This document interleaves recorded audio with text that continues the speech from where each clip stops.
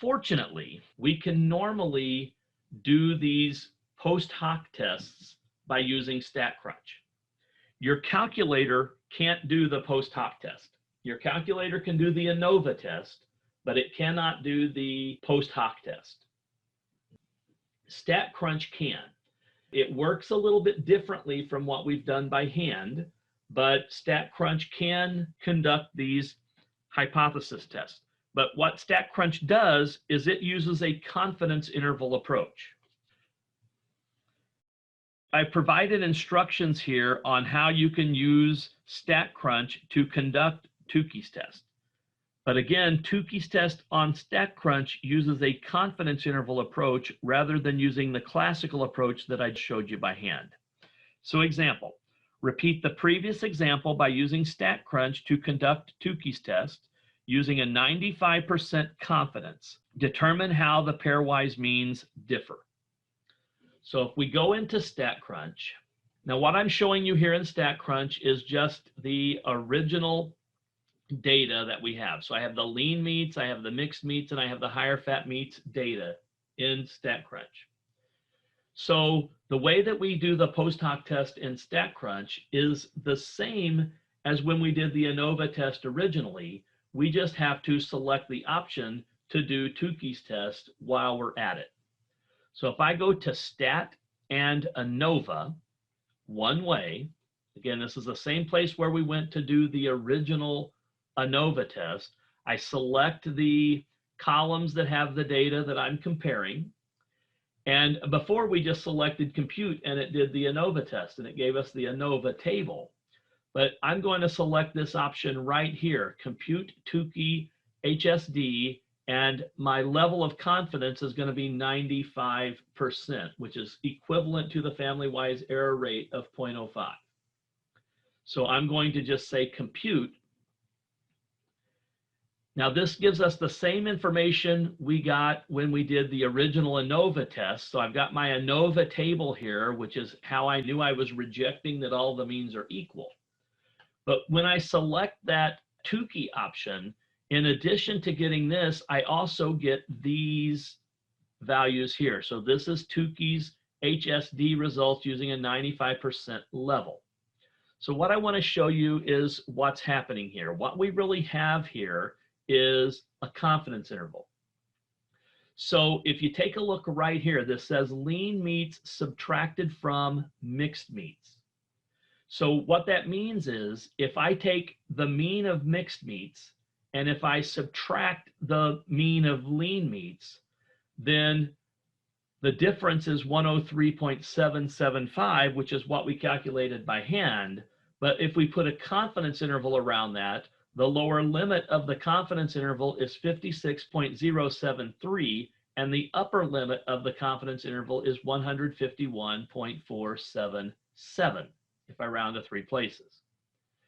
Now, if I take higher fat meats mean, and if I subtract the lean meats mean, the difference was 34.475. Again, we calculated that by hand. And so the lower limit would be negative 13.227, and the upper limit is 82.177 if I round to 3 places. And then on the bottom here, if I take mixed meats subtracted from higher fat meats, then that means the mean of higher fat meats minus the mean of mixed meats, the difference is negative 69.3, and the confidence interval is negative 117.002 to negative 21.578 if I round to 3 places. So I'm going to come back to my camera and I'm going to write that information down on my paper. So what I'm finding in StatCrunch again is that if I take the mean of mixed meats and if I subtract the mean of lean meats, that is going to be between 56.073 and 151.477. So I'm 95% confident that the true difference is somewhere between 56 and 151.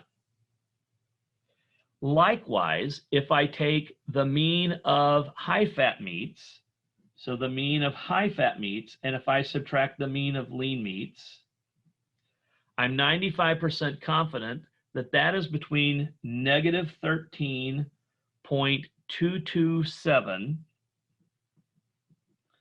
and 82.177. And then if I do the mean of higher fat meats minus the mean of mixed meats, I'm 95% confident that difference is between negative 117.002 and negative 21.598.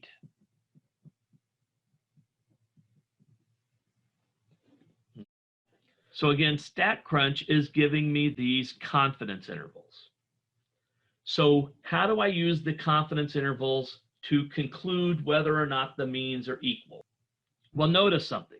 Notice that, again, here I'm taking the mean of mixed meats minus the mean of lean meats. And I'm 95% confident that that difference is somewhere between 56 and 151. So notice that that's entirely positive. So if that's entirely positive, then that means that the mean of mixed meats minus the mean of lean meats is going to be greater than 0. And that means then that the mean of mixed meats has to be bigger than the mean of lean meats. On the other hand, if you look at the second confidence interval, this confidence interval contains 0. 0 is inside this confidence interval. So it goes from negative 13 to positive 82. So it's conceivable that the mean of higher fat meats minus the mean of lean meats equals 0. And again, I'm saying that because 0 is within the interval. So that means that the mean of higher fat meats equals the mean of lean meats. Finally, if I take a look at the third one, notice that this interval is entirely negative. So here I'm taking the mean of higher fat meats minus the mean of mixed meats, and I always get a negative value. So the mean of higher fat meats minus the mean of mixed meats is negative. It's less than 0. And if that's the case, then that means that the mean of higher fat meats is less than the mean of mixed meats, or equivalently, the mean of mixed meats has to be bigger than the mean of higher fat meats. So what am I concluding? I'm concluding that the mean of mixed meats is bigger than the mean of lean meats. The mean of higher fat meats equals the mean of lean meats, and the mean of mixed meats is bigger than the mean of higher fat meats. So the mean of mixed meats is bigger than the mean of lean meats and the mean of higher fat meats, which we're concluding are equal.